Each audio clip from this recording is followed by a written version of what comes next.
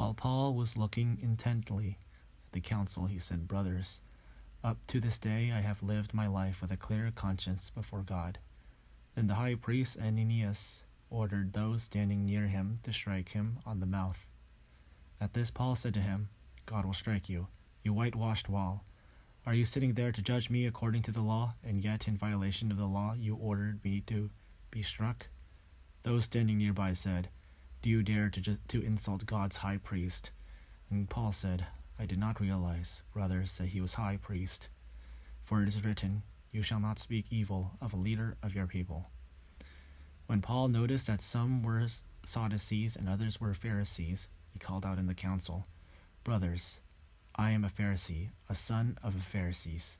I am on trial concerning the hope of the resurrection of the dead."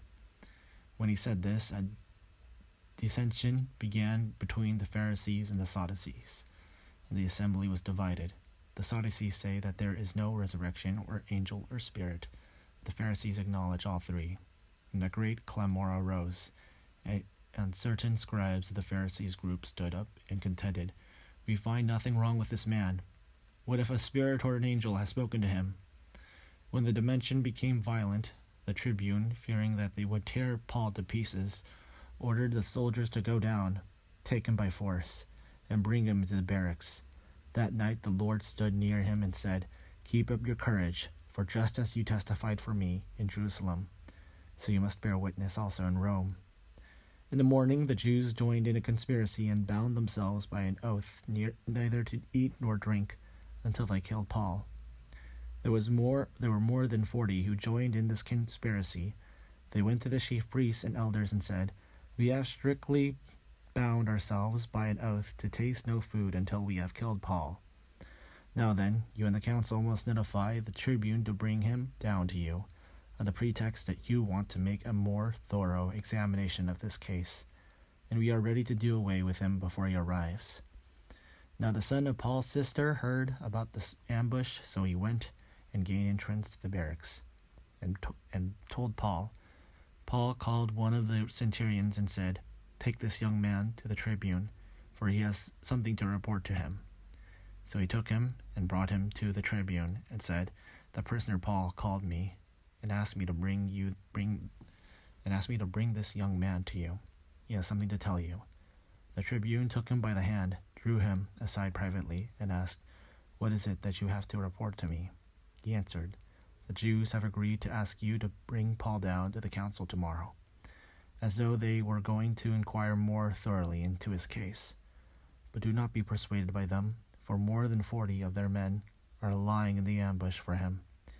They have bound themselves by an oath neither to eat nor drink until they kill him.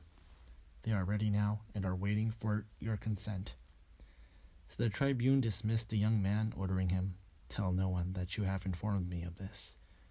Then he summoned 2 of the centurions and said, "Get ready to leave by 9 o'clock tonight.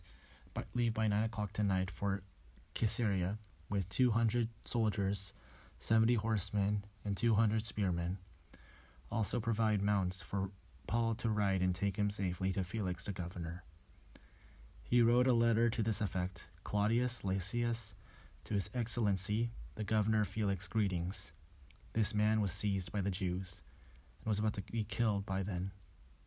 But when I learned that he was a Roman, I came with the guard and rescued him, since I wanted to know the charge for which they accused him, and I had him brought to their council.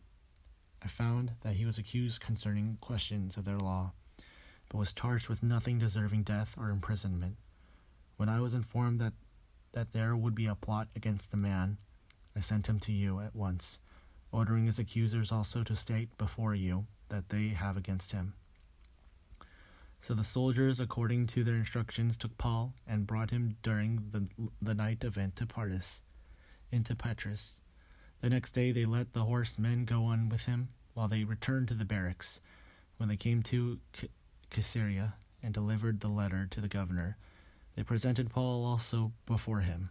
On reading the letter, he asked what province he belonged to. And when he learned that he was from Cilicia, he said, "I will give you a hearing when your accusers arrive." When he ordered that he be kept under a guard in Herod's headquarters,